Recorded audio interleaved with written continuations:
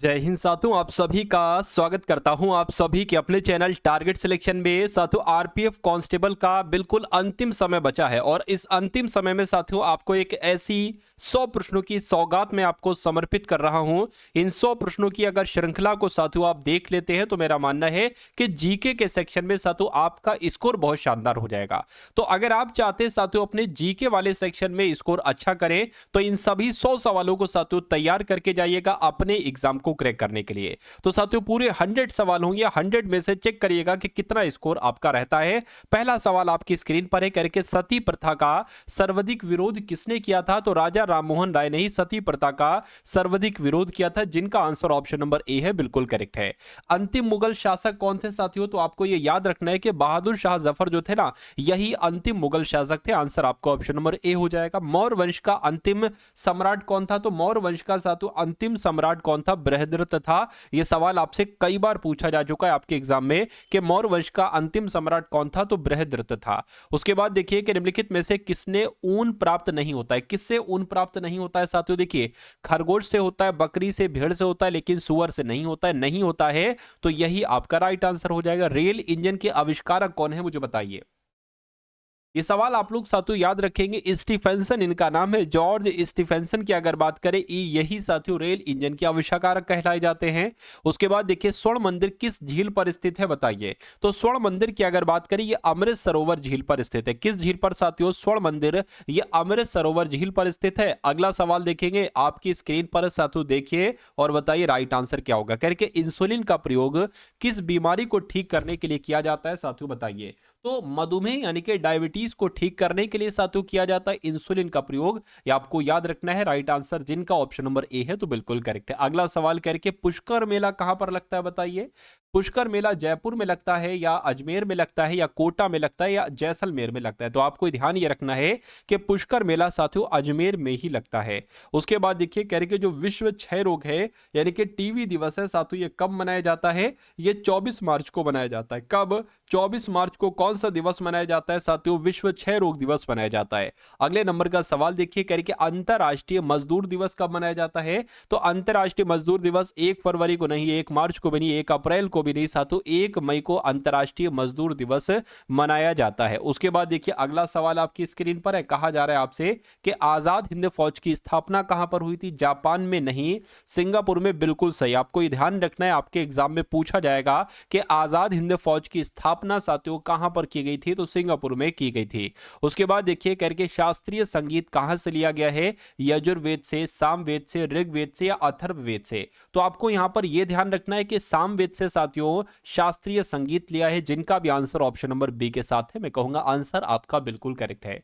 साथियों इस सवाल में आप बहुत कंफ्यूज होते हैं, आप गलत आंसर लगाकर चले जाते हैं। तो बल्ब का जो बल्ब होता है ना, विद्युत बल्ब में जो फिलामेंट होता है, ये किसका बना होता है? तो टंगस्टन का बना होता है। किसका साथियों? टंगस्टन का बना होता है। फिलामेंट पूछा जाएगा तो अंत में टा आएगा और उसके आंसर में भी शुरू में टा आएगा। तो ये चीज थोड़ा सा आप लोग अगर याद रखेंगे तो आंसर तक पहुंच जाएंगे आप लोग। उसके बाद देखिए यानी कि बुद्ध किस वंश से संबंधित है साथियों, बताइए। तो बुद्ध की अगर बात करें, ये शाक्य वंश से संबंधित है। आंसर आपका ऑप्शन नंबर ए होगा। भारत में रेल का आरंभ किस सन में हुआ था, बताइए। तो भारत में रेल का आरंभ जो हुआ था वो 1853 में हुआ था साथियों, ठीक है। उसके बाद देखिए करके अजंता की चित्रकारी किस काल से संबंधित है? मौर्य काल से संबंधित नहीं साथियों, गुप्त काल से संबंधित है। जो अजंता की चित्रकारी है ये साथियों गुप्त काल से संबंधित है। उसके बाद देखिए करके बुलंद दरवाजे का निर्माण किसने करवाया था, बताइए। तो बुलंद दरवाजे की अगर हम बात करें साथियों, अकबर के द्वारा ही बुलंद दरवाजे का निर्माण करवाया गया था। राइट आंसर आपका जो जाना चाहिए वो ऑप्शन नंबर ए के साथ जाएगा। अब उसके बाद देखिए अगला सवाल, कहा जा रहा है कि शांति निकेतन की स्थापना किसके द्वारा की गई थी, मुझे बताइए। सुरेंद्रनाथ बनर्जी के द्वारा, देवेंद्र नाथ टैगोर के द्वारा, रविन्द्रनाथ टैगोर या दादा भाई नौरोजी के द्वारा? तो आपको यहां पर इतनी सी बात याद रखना है कि शांति निकेतन की स्थापना रविन्द्रनाथ टैगोर के द्वारा ही की गई थी। अगले नंबर का सवाल करके जलियांवाला बाग ये कहां पर स्थित है? चंडीगढ़ में नहीं, अंबाला में भी नहीं, जालंधर में भी नहीं साथियों, अमृतसर आपका सही जवाब हो जाएगा। क्योंकि जलियांवाला बाग कहां पर है? तो ये अमृतसर में ही तो है।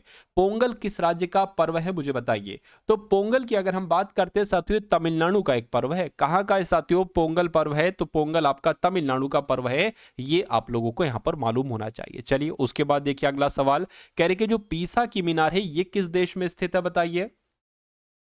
तो पीसा की मीनार स्पेन में, पर्शिया में, फ्रांस में या इटली में? तो आपका जवाब जो होना चाहिए वो इटली के साथ जाना चाहिए। यानी कि पीसा की मीनार कहां पर स्थित है साथियों? इटली में स्थित है। ये आप लोग यहां पर याद रखेंगे साथियों। ये बेसिक सवाल हैं और हर एक एग्जाम में बेसिक सवाल बहुत जरूरी होते हैं साथियों, और आते ही आते हैं। तो ये वो बेसिक सवाल है साथियों जो इस बार आपको आपकी शिफ्ट में साथियों देखने को मिलेंगे। तो इन सभी सवालों को बहुत अच्छे तरीके से साथियों आप लोग अपने मनोमस्तिष्क में स्टोर कर लीजिए। बहुत ध्यानपूर्वक अगर आप इस क्लास को देखते हैं तो मैं कहूंगा ये सारी चीजें आपके मनोमस्तिष्क में स्टोर होती जा रही है। बस आपको धैर्यपूर्वक और ध्यानपूर्वक देखना होगा। अब यहां पर अगर बात करें करके अजंता की गुफाएं ये कहां पर स्थित है, तो जिनका भी आंसर महाराष्ट्र है उनका आंसर बिल्कुल सही हो जाएगा। उसके बाद देखिए जो लोसांग उत्सव है ये मनाया जाता है सिक्किम में, तिब्बत में, तमिलनाडु में या पंजाब में? तो ये तो भाई साहब सिक्किम में मनाया जाता है। क्या लोसांग उत्सव ये आपका सिक्किम में मनाया जाता है? आंसर आपका ऑप्शन नंबर ए हो जाएगा। अगला सवाल आपकी स्क्रीन पर है। आपसे कहा जा रहा है कि जो बौद्ध धर्म के प्रवर्तक हैं वो कौन थे? तो भाई बौद्ध धर्म के प्रवर्तक कौन थे? गौतम बुद्ध ही तो थे। गौतम बुद्ध ही साथियों बौद्ध धर्म के प्रवर्तक थे। ये आपको ध्यान रखना है। जिनका जिनका आंसर ऑप्शन नंबर ए के साथ है, मैं कहूंगा आंसर आपका बिल्कुल करेक्ट है साथियों। अब यहां पर मैं आपको बता देता हूं कि अगर आप लोग की अभी साथियों तैयारी नहीं, जितनी तैयारी होना चाहिए पेपर को पास करने के लिए, आरपीएफ कांस्टेबल एग्जाम को पास करने के लिए, अगर आपकी उतनी तैयारी नहीं हुई है तो साथियों आपको 3 पीडीएफ अवेलेबल कराई जा रही है। अगर आप इन 3 पीडीएफ को साथियों अच्छे तरीके से पढ़ लेते हैं तो मेरा मानना है कि पेपर आपका क्रैक करने से कोई दुनिया की ताकत नहीं रोक सकती। पहली पीडीएफ आपको साथियों दी जा रही है। जैसा आपका पेपर आएगा ना 120 क्वेश्चन का, वैसे आपको 10 पेपर्स दिए जा रहे हैं साथियों सॉल्यूशन के साथ। सबसे अच्छी बात है, ठीक है। सो ये सॉल्यूशन के साथ यहां से आपका बहुत सारा कंटेंट फंसेगा। और उसके अलावा अगर एग्जामिनर थोड़ा सा चालाक निकला तो वो साथियों आरपीएफ कांस्टेबल के प्रीवियस ईयर क्वेश्चन से क्वेश्चंस बहुत सारे निकालेगा। तो मैंने साथियों इसका भी हल आपके लिए तैयार करवा दिया है। प्रीवियस ईयर क्वेश्चन पेपर जो आरपीएफ कांस्टेबल के हुए थे ना, उनका भी सॉल्यूशन आपके लिए तैयार कर दिया। तो ये दूसरी पीडीएफ दी जाएगी। और जीके के आपके साथियों 50 सवाल पूछे जाएंगे, तो उनमें से लगभग 10 सवाल आपको करंट अफेयर के देखने को मिलेंगे। तो ये तीसरी पीडीएफ आपको करंट अफेयर की ही साथियों दिया जाएगी। इसमें एमसीक्यू टाइप के क्वेश्चंस होंगे। तो ये तीनों पीडीएफ में कहूंगा इसमें से करंट अफेयर के 8-10 सवाल फंस जाएंगे और इसमें से मैक्सिमम पोर्शन आपका साथियों फंस जाएगा। तो अगर आप पेपर को साथियों आसानी से पास करना चाहते हैं, अगर आपकी तैयारी नहीं हुई है, कम हुई है, तो मैं कहूंगा साथियों इस पीडीएफ को एक बार सरसरी निगाहों से आप लोग देखकर चले जाइएगा एग्जाम को देने। तो ये पीडीएफ आपको सिर्फ और सिर्फ साथियों 45 रुपए 45 रुपीज की दी जा रही है। बहुत कम अमाउंट रखा है। डिस्क्रिप्शन में इसका लिंक है आरपीएफ कांस्टेबल पीडीएफ का। उस लिंक पर आप क्लिक करेंगे तो आप हमारे व्हाट्सएप पर आ जाएंगे। वहां पर आपको एक क्यूआर कोड दिया जाएगा। उस क्यूआर कोड पर 45 का जब आप पेमेंट कर देंगे तो आपको साथियों वहीं पर ये पीडीएफ भेज दी जाएगी आपके व्हाट्सएप पर, ठीक है ना। तो आप ये ले लीजिएगा साथियों जरूर। चलिए अब हम बात करते हैं 25वें नंबर के सवाल की, करके जवाहर सागर बांध ये किस नदी पर स्थित है? तो ये तो चंबल नदी पर स्थित है। कहां पर साथियों? चंबल नदी पर स्थित है। जिनका आंसर ऑप्शन नंबर डी के साथ था, आंसर आपका बिल्कुल करेक्ट है। अगला सवाल आपकी स्क्रीन पर है। कहा जा रहा है साथियों के अमृतसर स्थित स्वर्ण मंदिर जो है ना वो किसके द्वारा बनवाया गया था? बताइए। तो ये अर्जुन देव के द्वारा बनवाया गया था। किसके द्वारा साथियों? अर्जुन देव के द्वारा ये बनवाया गया था। ये आपको मालूम होना चाहिए। ब्रह्मा समाज के संस्थापक साथियों कौन थे मुझे बताइए। तो केशव चंद्र सेन तो नहीं थे। राजा राममोहन राय थे। बिल्कुल साथियों ब्रह्मा समाज के संस्थापक कौन थे? राजा राममोहन राय ही ब्रह्मा समाज के संस्थापक थे। उसके बाद देखिए करके खालसा की स्थापना किसने की थी मुझे बताइए। तो खालसा पंथ की स्थापना किसके द्वारा की गई थी साथियों? गुरु गोविंद सिंह के द्वारा की गई थी। आंसर जिनका जिनका ऑप्शन नंबर डी के साथ है बिल्कुल करेक्ट हो जाएगा।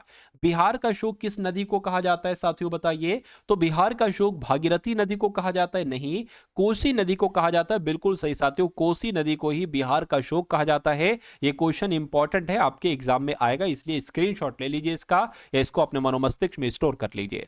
उसके बाद देखिए कह रहे कि अर्जुन पुरस्कार की जो नकद राशि होती है वो कितनी होती है? 50,000 रुपए नहीं, 1 लाख नहीं, 3 लाख नहीं, 5 लाख रुपए आपका राइट आंसर हो जाएगा। अर्जुन पुरस्कार जीतने पर मिलने पर कितनी राशि दी जाती है? तो 5 लाख रुपए की राशि दी जाती है। अगला सवाल आपकी स्क्रीन पर है। कह रहे कि विश्व टीवी दिवस साथियों कब मनाया जाता है? तो विश्व टीवी दिवस 24 फरवरी, 24 जून, 24 अप्रैल या 24 मार्च है। तो 24 मार्च आपको यहां पर ध्यान रखना है कि विश्व टीवी दिवस है 24 मार्च को ही तो मनाया जाता है। दक्षिण भारत से उत्तर भारत में भक्ति आंदोलन किसने चलाया था बताइए। तो साथियों किसके द्वारा चलाया गया था? क्या आपका राइट आंसर होगा रामानंद? आपका यहां पर बिल्कुल सही जवाब होना चाहिए, क्योंकि दक्षिण भारत से उत्तर भारत भारत में जो भक्ति आंदोलन चलाया था वो रामानंद जी ने ही चलाया था।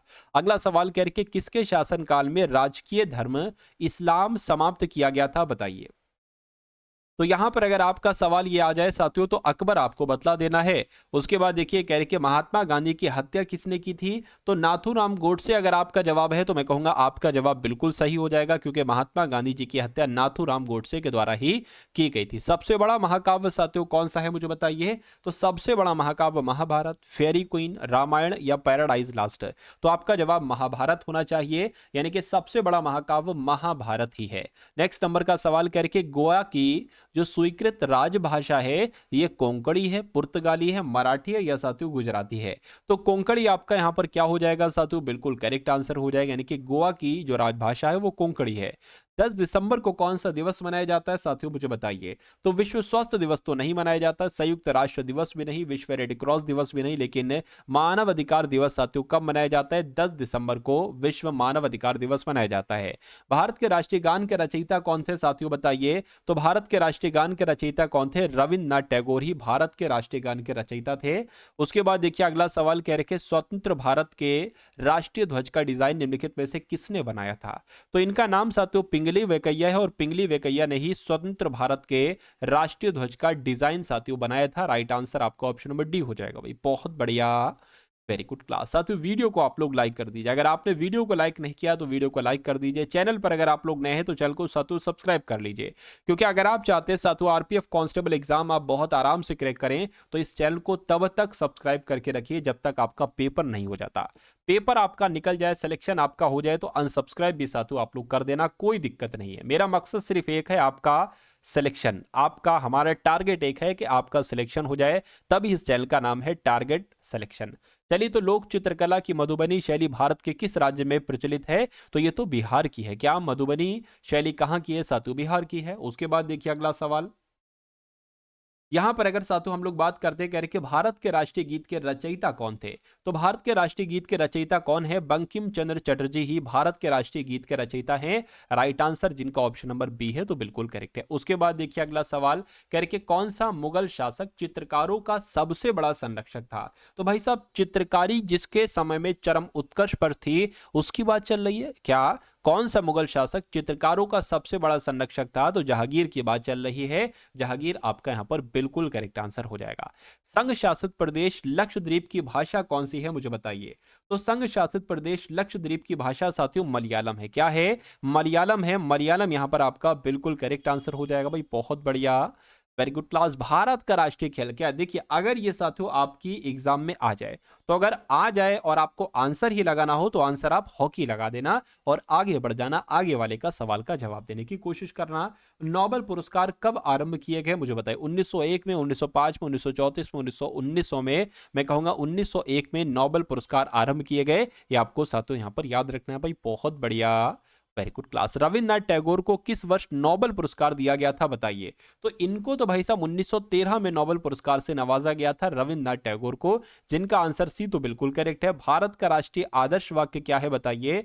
तो भारत का राष्ट्रीय आदर्श वाक्य की अगर बात करें तो सत्यमेव जयते भारत का राष्ट्रीय आदर्श वाक्य ही तो है। बौद्ध धर्म को मानने वालों की सर्वाधिक संख्या किस राज्य में है बताइए। यानी कि बौद्ध धर्म को जो मानने वाले हैं सबसे ज्यादा लोग महाराष्ट्र में निवास करते हैं। कहां पर साथियों, महाराष्ट्र में निवास करते हैं। उसके बाद देखिए कह रहे कि खो खो में कितने खिलाड़ी एक टीम में होते हैं। यानी कि एक टीम में साथियों 9 खिलाड़ी होते हैं खो खो की टीम में। ये इंपॉर्टेंट क्वेश्चन था। निम्नलिखित में से कौन सा पुरस्कार केवल साहित्य से संबंधित है। तो केवल साहित्य से संबंधित साथियों पुलित्जर पुरस्कार है, मैं कहूंगा नहीं। मैग्सेसे पुरस्कार नहीं। क्या भारत रत्न या ज्ञानपीठ, मैं कहूंगा ज्ञानपीठ पुरस्कार आपका बिल्कुल सही जवाब हो जाएगा। यानी कि ज्ञानपीठ पुरस्कार ये साहित्य से संबंधित है। उसके बाद देखिए अगला सवाल कह रहे कि निम्नलिखित में से कौन सा दिन प्रतिवर्ष खेल दिवस के रूप में मनाया जाता है। तो साथियों खेल दिवस की अगर बात करें, ये कब मनाया जाता है, ये तो 29 अगस्त को मनाया जाता है। क्या 29 अगस्त की तो ही तो साथियों खेल दिवस मनाया जाता है। चलिए अब उसके बाद देखिए अगले नंबर का सवाल आपकी स्क्रीन पर है, कह रहे कि भाग्यश्री थिप्से का नाम किस खेल से जुड़ा हुआ है। तो ये साथियों शतरंज खेला करते हैं। क्या शतरंज आपका राइट आंसर हो जाएगा। अगला सवाल आपकी स्क्रीन पर है साथियों, देखिए 50-50 क्वेश्चन के ना साथियों 2 सेट में आपके लिए लाया हूं। 50-50 क्वेश्चन के 2 सेट में आपके लिए यहां पर लाया हूं। चलिए, तो भारत की तीसरी सर्वाधिक बोली जाने वाली भाषा कौन सी है? तो साथियों तेलुगु आपका यहाँ पर बिल्कुल सही जवाब हो जाएगा। तेलुगु भारत की तीसरी सर्वाधिक बोले जाने वाली भाषा है। एक पोलो टीम में कितने खिलाड़ी होते हैं? तो साथियों एक पोलो टीम में 4 खिलाड़ी होते हैं। कितने खिलाड़ी साथियों? 4 खिलाड़ी। उसके बाद देखिए प्रवासी भारतीय दिवस कब मनाया जाता है? तो प्रवासी भारतीय दिवस साथियों 9 जनवरी को मनाया जाता है। कब? 9 जनवरी को प्रवासी भारतीय दिवस मनाया जाता है। अगला सवाल कह रहे कि कल्लम मल्लेश्वरी का संबंध किस खेल से है? बताइए। तो भारोत्तोलन है, फुटबॉल है, फुटबॉल से संबंधित है, भारोत्तोलक है, मैं कहूंगा भारोत्तोलक है, कल्लम मल्लेश्वरी यानी कि भारोत्तोलन से संबंधित है। राइट आंसर आपका ए हो जाएगा। चोल शासकों की भाषा क्या थी? बताइए। तो चोल शासकों की भाषा संस्कृत कन्नड़ नहीं थी बल्कि तमिल थी। क्या थी साथियों? तमिल थी, यानी कि तमिल आपका बिल्कुल करेक्ट आंसर है। कौन सी भाषा देव भाषा है, यानी कि किस भाषा को देव भाषा का दर्जा दिया गया है? तो मैं कहूंगा संस्कृत आपका सही जवाब हो जाएगा, क्योंकि संस्कृत भाषा को ही देव भाषा का दर्जा दिया गया है। और ये भी साथियों इंपॉर्टेंट क्वेश्चन है, आपके एग्जाम में आएगा। अगला सवाल देखिए, कह रहे कि अर्जुन अटवाल किस खेल से संबंधित है? बताइए। तो अर्जुन अटवाल की अगर बात करें, ये तो गोल्फ खेला करते। क्या ये गोल्फ खेला करते हैं अर्जुन अटवाल। भारत की प्राचीन भाषा कौन सी है? बताइए। यानी कि भारत की प्राचीन भाषा की अगर बात करें तो ये संस्कृत ही है। क्या भारत की प्राचीन भाषा की अगर बात करें तो संस्कृत ही है साथियों, ये आपको यहां पर मालूम होना चाहिए। चलिए, उसके बाद देखिए अगला सवाल कह रहे कि वॉलीबॉल की प्रत्येक टीम में खिलाड़ियों की संख्या कितनी होती है? बताइए। तो वॉलीबॉल की प्रत्येक टीम में साथियों खिलाड़ियों की संख्या कितनी होती है? 6 होती है। ठीक है, यानी कि एक टीम में 6 खिलाड़ी और एक टीम में 6 खिलाड़ी, ऐसा वॉलीबॉल के खेल में होता है। मोहनजोदड़ो कहां पर स्थित है साथियों? मुझे बताइए। तो ये सिंध में स्थित है। ये क्वेश्चन मैं आपको कई बार करा चुका हूं, क्योंकि आपके एग्जाम में ये कई बार देखा जा चुका है। निम्नलिखित में से कौन हरियाणा हरिकेन के नाम से प्रसिद्ध है? बताइए। तो पता कपिल, अगर बात करते कपिल देव को किस नाम से जाना जाता है? हरियाणा हरिकेन कहा जाता है। किसको कहा जाता है हरियाणा हरिकेन? कपिल देव को ही तो कहा जाता है। केंद्रीय भारतीय भाषा संस्थान ये कहां पर स्थित है? तो ये साथियों अगर बात करिए मैसूर में स्थित है। कहां पर? मैसूर में स्थित है केंद्रीय भारतीय भाषा संस्थान। उसके बाद देखिए करके सिंधु सभ्यता के घर किससे बनाए जाते हैं? तो सिंधु सभ्यता के घर साथियों ये ईंट से बनाए जाते हैं। किससे बनाए जाते हैं? ईंट से बनाए जाते हैं। राइट आंसर आपका ऑप्शन नंबर ए होगा। उसके बाद देखिए करके सिंधु सभ्यता का पत्तन नगर यानी कि बंदरगाह कौन सा था? बताइए। कालीबंगन था, लोथल था, रोपड़ था, या साथियों मोहनजोदड़ो था? तो लोथल आपका यहां पर जो होगा वो बिल्कुल सही जवाब हो जाएगा। अगला सवाल करके ऋग्वैदिक आर्यों का मुख्य व्यवसाय क्या था? तो ऋग्वैदिक आर्यों का मुख्य व्यवसाय क्या था साथियों? पशुपालन था। क्या पशुपालन जो था ना वो ऋग्वैदिक आर्यों का मुख्य व्यवसाय था, ये आपको याद रखना है। उसके बाद देखिए कह रहे कि निम्नलिखित में से कौन सा हड़प्पा कालीन स्थल गुजरात में था? देखिए ये सवाल बहुत बार पूछा जा चुका है कि भाई गुजरात में कौन सा स्थल था, तो आपको याद रखना है लोथल जो था ना ये साथियों गुजरात में ही स्थल है। ठीक है, गुजरात में ही स्थित है। नेक्स्ट नंबर का सवाल कह रहे कि मोहनजोदड़ो को किसी एक अन्य नाम से भी जाना जाता है? तो मोहनजोदड़ो को जीवितों का टीला, कंकालों का टीला नहीं कहा जाता है, दासों का टीला भी नहीं कहा जाता है, मृतकों का टीला कहा जाता है। क्या मोहनजोदड़ो को साथियों मृतकों का टीला कहा जाता है? ये आप लोग याद रखेंगे। आंसर आपका ऑप्शन नंबर डी हो जाएगा। अगला सवाल कह रहे कि चरक संहिता नामक पुस्तक किस विषय से संबंधित है? तो चा से चरक हो जाएगा और चा से चिकित्सा हो जाएगा, यानी कि चरक संहिता नामक पुस्तक इसका संबंध चिकित्सा से है। किससे है साथियों? चिकित्सा से है। चलिए भाई, उसके बाद देखिए अगला सवाल आपकी स्क्रीन पर है। चलिए, तो अब यहां पर अगर साथियों हम लोग बात करते हैं, सवाल में आपसे पूछा जा रहा है कि भारत में खोजा गया सबसे पहला पुराना शहर कौन सा था? बताइए। तो यहां पर आपका राइट आंसर हड़प्पा ही हो जाएगा, यानी कि भारत में खोजा गया सबसे पहला पुराना शहर कौन सा था? तो हड़प्पा था। भारतीय संगीत का आदि ग्रंथ किसे कहा जाता है? ये क्वेश्चन भी साथियों बहुत इंपॉर्टेंट है, बहुत मोस्ट इंपॉर्टेंट है ये क्वेश्चन। तो आपको याद रखना है आपको याद रखना है भारतीय संगीत का आदि ग्रंथ साथियों सामवेद को कहा जाता है। किसे? सामवेद को कहा जाता है। इसलिए आंसर जिनका जिनका ऑप्शन नंबर डी के साथ है तो बिल्कुल करेक्ट हो जाएगा। पुराणों की संख्या कितनी है साथियों? बताइए। तो पुराणों की संख्या तो आपको मालूम होना चाहिए 18 है। कितनी है पुराणों की संख्या? 18 है। उसके बाद देखिए त्रिपिटक धर्म ग्रंथ है, यानी कि अगर बात करें ये जैनों का ग्रंथ है तो जैनों का ग्रंथ तो नहीं है, ये तो बौद्धों का ग्रंथ है। क्या साथियों? त्रिपिटक जो है ना ये बौद्ध धर्म ग्रंथ है, ये आपको यहां पर मालूम होना चाहिए। चलिए, आर्य भारत में बाहर से आए और सबसे पहले बसे, तो सबसे पहले ये साथियों कहां पर बसे थे? सबसे पहले ये पंजाब में बसे थे। कहां पर साथियों? पंजाब में बसे थे। उसके बाद देखिए कह रखे सबसे प्राचीन वेद कौन सा है, मुझे बताइए। सबसे प्राचीन वेद की यहाँ पर साथियों बात चल रही है, तो ऋग्वेद आपका जवाब है। तो मैं कहूंगा आपका जवाब यहाँ पर बिल्कुल सही हो जाएगा। उसके बाद देखिए नंद वंश के संस्थापक कौन थे, तो साथियों महापद्म नंद थे नंद वंश के संस्थापक। महावीर का जन्म किस क्षेत्रीय गोत्र में हुआ था, तो साथियों कहां पर हुआ था, जांत्रिक में हुआ था। कहां पर हुआ था साथियों, जांत्रिक में हुआ था। उसके बाद देखिए कह रखे बौद्ध धर्म ग्रहण करने वाली पहली महिला कौन थी, मुझे बताइए। तो यहां पर अगर आपका बात करते हैं साथियों, महाप्रजापति गौतमी इनका नाम है और बौद्ध धर्म ग्रहण करने वाली पहली महिला यही थी। बोधगया कहां पर स्थित है, तो बोधगया साथियों बिहार में स्थित है। कहां पर, बहुत तेजी के साथ इन सवालों को आप लोग याद करिए। तो बिहार में साथियों बोधगया है। मठ और स्तूप किस धर्म से संबंधित हैं, तो ये बौद्ध धर्म से संबंधित हैं। उसके बाद देखिए जातक किसका ग्रंथ है, तो जातक साथियों बौद्ध धर्म का ग्रंथ है। ठीक है भाई। अगला सवाल कह रहे कि बुद्ध के ग्रह त्याग का प्रतीक क्या है, तो बुद्ध के ग्रह त्याग का प्रतीक क्या है साथियों, घोड़ा है। क्या है, घोड़ा है। अगला देखिए गौतम बुद्ध ने अपना प्रथम उपदेश दिया था, तो इन्होंने अपना पहला उपदेश तो सारनाथ में दिया था। कहां पर दिया था साथियों, सारनाथ में दिया था। सिद्धार्थ यानी कि बुद्ध को ज्ञान की प्राप्ति कहां पर हुई थी, तो इनको ज्ञान की प्राप्ति साथियों गया में हुई थी। कहां पर इनको ज्ञान की प्राप्ति हुई थी, गया में हुई थी। और गौतम बुद्ध द्वारा भिक्षुणी संघ की स्थापना कहां पर की गई थी, तो साथियों वैशाली में ही गौतम बुद्ध द्वारा भिक्षुणी संघ की स्थापना की गई थी। दिलवाड़ा के जैन मंदिर का निर्माण किसके द्वारा करवाया गया था, तो चालुक्यों के द्वारा, सोलंकियों के द्वारा दिलवाड़ा के जैन मंदिर का निर्माण करवाया गया था। जियो और जीने दो, ये किसने कहा था, तो ये महावीर स्वामी का कथन है, जियो और जीने दो। महावीर का मूल नाम क्या था, तो वर्धमान की अगर बात करें, वर्धमान ही साथियों महावीर का मूल नाम था। जैन परंपरा के अनुसार महावीर स्वामी कौन से तीर्थकर थे, तो ये 24वें नंबर के साथियों तीर्थकर थे। अगला देखिए कह रहे भगवान महावीर का प्रथम शिष्य कौन था, तो इनके प्रथम शिष्य की अगर बात करें तो विपिन इनका नाम था। विपिन नहीं साथियों, जमाली था। क्या, जमाली आपका यहां पर सही जवाब हो जाएगा। चलिए भाई। उसके बाद देखिए भारत में सबसे बड़ा बौद्ध स्तूप ये कहां पर स्थित है, तो ये तो सांची में स्थित है। ठीक है। अगला सवाल करके चंद्रगुप्त के शासन विस्तार में किसने मुख्य रूप से मदद की थी, तो किसने मुख्य रूप से साथियों मदद की थी, चाणक्य ने मदद की थी। ये भी आपको याद रखना इंपॉर्टेंट क्वेश्चन है। महावीर ने जैन संघ की स्थापना साथियों कहां पर की, तो वैशाली में इन्होंने की। महावीर स्वामी ने जैन संघ की स्थापना वैशाली में की थी। सांची किस कला व मूर्ति कला का निरूपण करता है, तो ये तो साथियों बौद्ध का निरूपण करता है। बौद्ध कला और मूर्ति कला का निरूपण करता है। जैन ग्रंथ कल्पसूत्र के रचयिता कौन है, तो साथियों भद्रबाहु ही कल्पसूत्र के रचयिता हैं। मौर्य साम्राज्य की स्थापना साथियों किसके द्वारा की गई थी, तो चंद्रगुप्त मौर्य की अगर बात करें, चंद्रगुप्त मौर्य के द्वारा ही साथियों मौर्य साम्राज्य की स्थापना की गई थी। ये आपको यहां पर मालूम होना चाहिए। नेक्स्ट नंबर का सवाल देखिए, कह रहे निम्नलिखित में से कौन मौर्य वंश का शासक नहीं है, तो आपको यह मालूम होना चाहिए मौर्य वंश के शासक कौन कौन है। तो चंद्रगुप्त मौर्य है मौर्य वंश का शासक, अशोक है, बिंदुसार है, लेकिन अजात शत्रु नहीं है। अब नहीं है तो यही आपका राइट आंसर है। अगला सवाल करके निम्नलिखित में से अशोक का उत्तराधिकारी कौन था, तो अशोक का उत्तराधिकारी कौन था साथियों, कुणाल था। कौन था, अशोक का उत्तराधिकारी कुणाल था। नेक्स्ट नंबर का सवाल आपकी स्क्रीन पर है, करके मौर्य साम्राज्य में प्रचलित मुद्रा का नाम क्या था। यह आपके लिए आंसर है, आंसर आपको बताना है, कमेंट में इसका साथियों आंसर आपको देना है।